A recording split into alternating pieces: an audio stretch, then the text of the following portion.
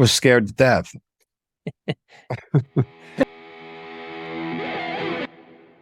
It was all, I was very young, and it just seemed surreal. Okay. Yeah. You know, next thing I know, I'm in Frank's studio, and there's Vinny Colaiuta and Terry Bozzio and Tommy Mars, and I'm like, wow. And he's giving me all this wild music to record.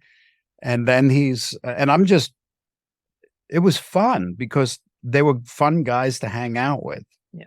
You know, Frank was just kind of amazing just to sit and talk with, because he would always,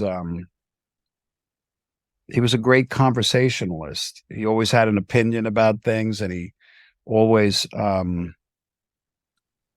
gave you his attention, and he listened when you spoke.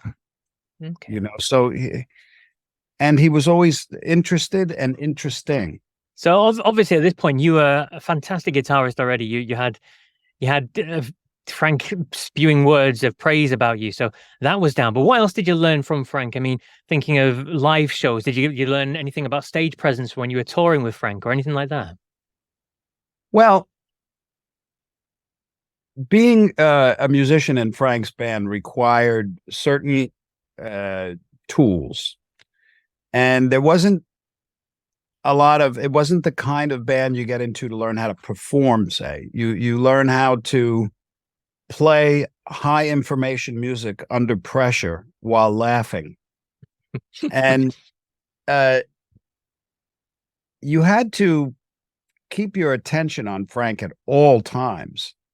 You know, I couldn't really play to the audience, you know, because Frank was conducting certain things. He, at any time during the entire show, he could give you a signal. He had various signals he would give you that would mean do this in a song.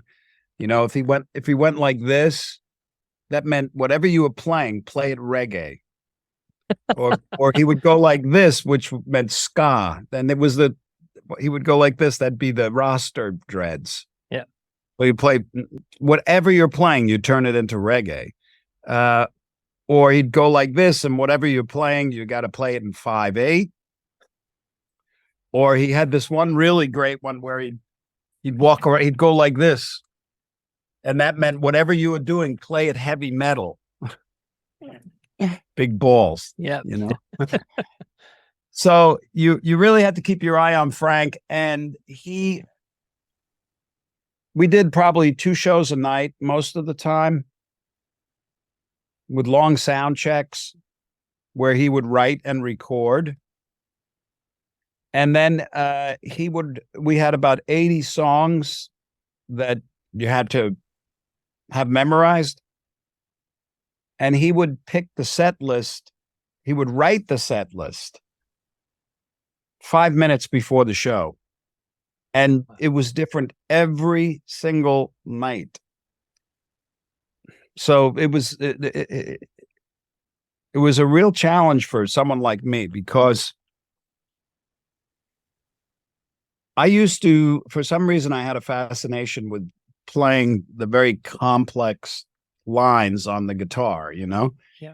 So Frank finally had a guitar player that he could give all these very challenging, dense, melodic lines to, and they were all written. I mean, Sinister Footwear was like 20 pages of sheer terror, you know?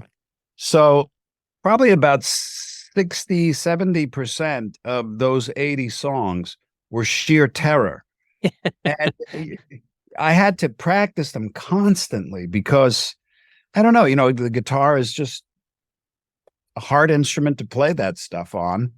And the way my mind worked, I couldn't, you know, you can't just learn something like that and then leave it for 5 days and then go, oh, okay, yeah, he put Sinister Footwear on the set list. Let me play. You know, it didn't work that way. You had to play that shit all the time. So you wake up at 9 a.m. and you go to the airport and you fly to the gig, and then you get from the car and you go directly to the gig, and you do a long sound check, and then you have 45 minutes before the first show, and then there's 45 minutes before the second show. And by the time you get, we got back to the hotel, it was 2 o'clock, 1 or 2 a.m. And I had to practice because I don't know what songs he was going to call the next night. Man. So I deteriorated pretty quickly. Yeah, I can imagine. That sounds incredibly intense, especially for someone so young and fairly new to the music business world as well. And it's not a kind of regular set. You're going to play the same 12 songs in a night and you know what the encore is going to be. And it just sounds so challenging, but at the same time, an incredible grounding for you, because nothing that kind of follows that could surely be anywhere near as difficult. No, nothing. There was nothing. There's nothing. I don't know if there's anything in the business like that. Because Frank's music was so complex, but I loved it too, because Frank's music, I just loved it. Some of it is so profoundly beautiful. I mean, take a song like Sofa or Redunzel. These are beautiful melodies to play. And I was young, so I had a lot of energy in a sense. I wasn't afraid of anything. I may have been a little intimidated and nervous and naive around Frank because he was Frank Zappa. But when it came time to play in the music, I'm like, okay, shovel it on, brother, because I got this.